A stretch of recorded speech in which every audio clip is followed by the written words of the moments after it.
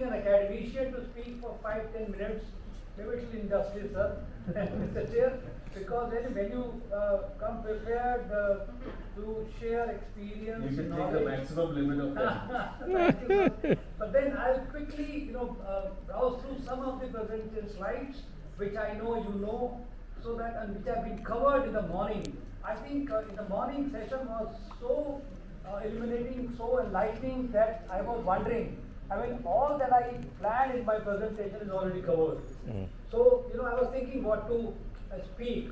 But thanks, Mr. Chair, for setting the tone.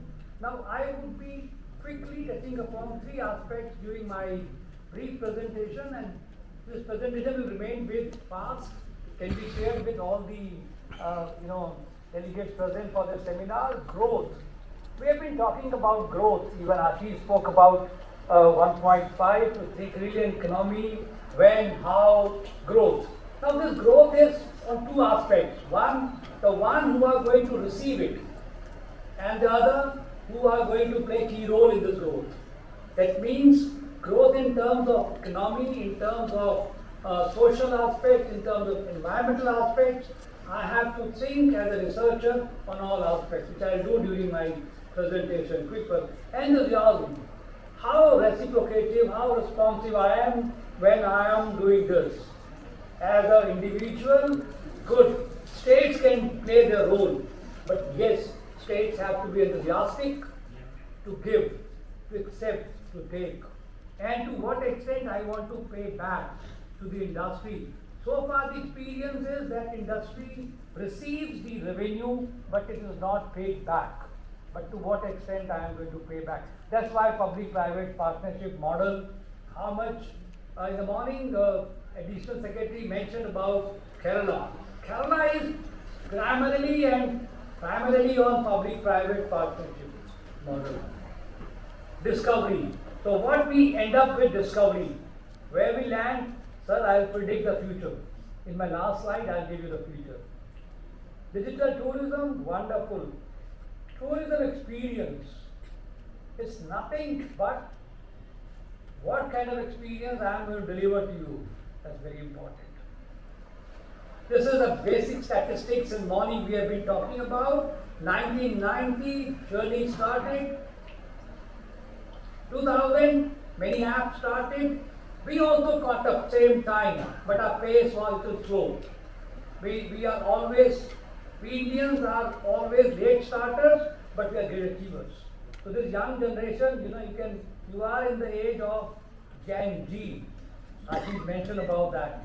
Gen G. So you will have the hold of this. We probably are in generation X. So you are in generation G. Great. So now we have all this AI, machine learning, big data, machine learning, generative AI will come to that. Globally, travel tourism has, emerged. It has recovered post-COVID, but we are again slow. We are again slow in our recovery for some reasons, known, unknown. We all know that. But there are some regions who have recovered very fast. Even if I talk about West Asia, these countries have recovered. They have outpaced their pre-COVID phase, 20%. In some other parts, Europe, Africa and America have recovered to about 90%. We are in the range of 70 to 80%. Why? India has ranked 39th, dropped 10 points as compared to 2019 in our competitive index. What actually makes the difference? There lies I think somebody spoke about that destination management organization's role. As a researcher, we may say that one destination is more competitive in its natural and cultural resources, other may be good at created resources, but both may be less competitive in the management of destination. There lies the difference. That makes the difference X and Y. Therefore, destination competitive advantage is not by accident. It is planned. It is planned. So here I would like to quote Stephen D. Pike. He's a great marketeer, sociologist. He says the battle gaining competitive advantage is no longer a battle of products and services, well, relevant for tourism, but a battle of tourist perceptions. Therefore, it is a battle that takes place inside the tourist mind. That's the difference that I can make through digital technology. Experience that I bring in the mind of the tourist, that brings the difference. Digital tourism is not only simpler bookings, what we say, I book a ticket, I pay. That's it. No. It is not the end of the application of digital technology.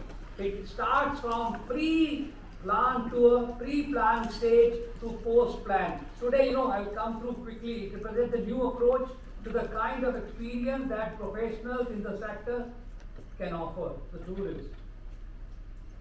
Digital transformation as the growth.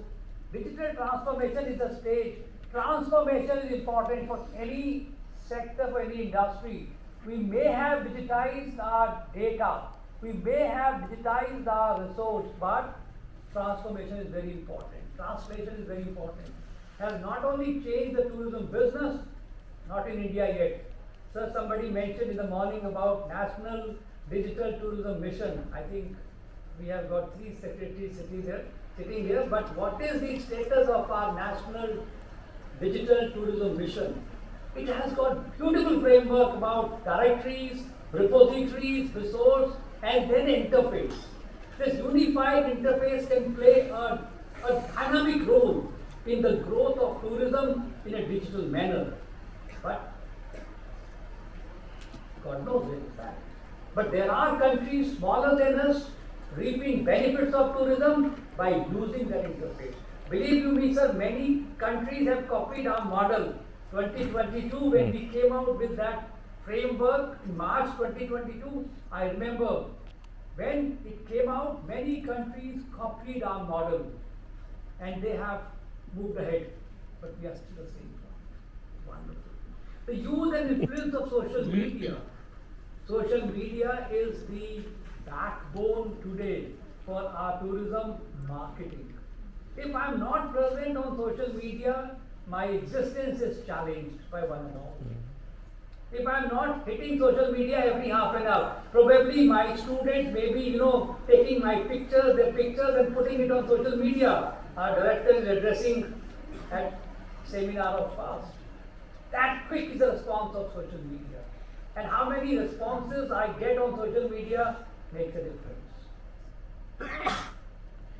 The integration of new technologies, we have been talking about IoT, machine learning, big data, AI, so on and so forth. Emerging technologies, that is more important for a sector like tourism, which can generate maximum employments by investing minimum amount of money and add many levels of skills.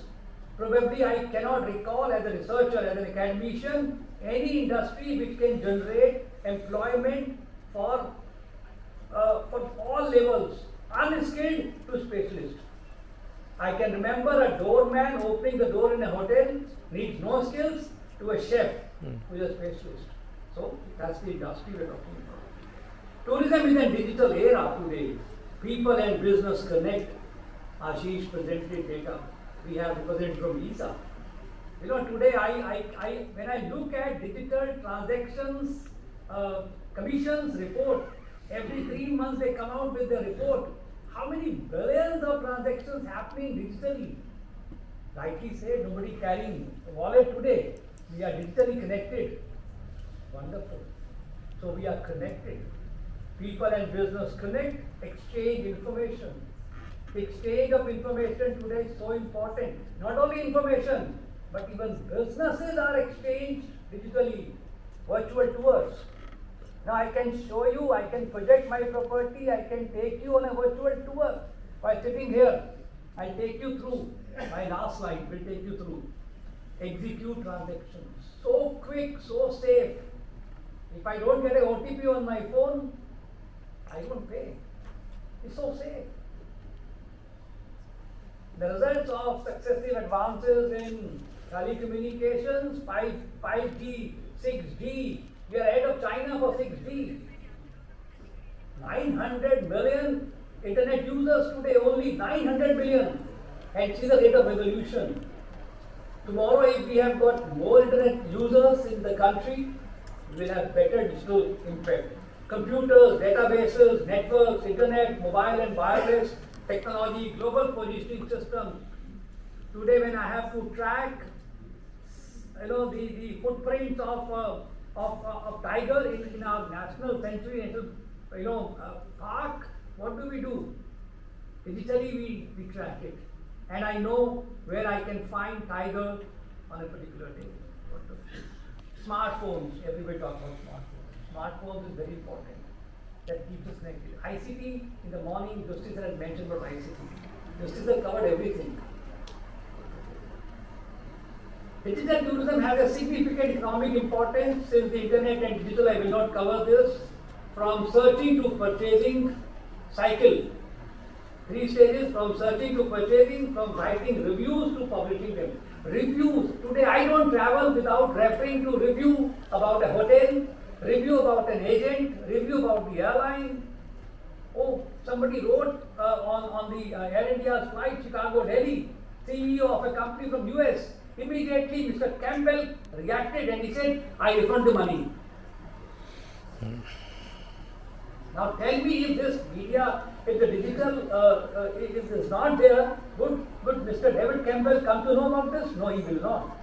But he immediately promised to reimburse the entire business class fare to the CEO. And various labels, I'm an academician, so I prepared it for the young minds, how they can pick up the idea. Therefore, we must not make the mistake of believing that the digital component play a role only in booking and payment of a trip. No, it is not. Digital transformation manifests itself along all phases of journey, following the path the tourist takes all through, right from the moment he conceives the idea. Oh, the moment the young child says, today my ma'am asked me that we should go on holiday. Papa, Mama, where are we going for a holiday? That clicks in the mind of parents. We have to take our children. That's the time when we think about digital.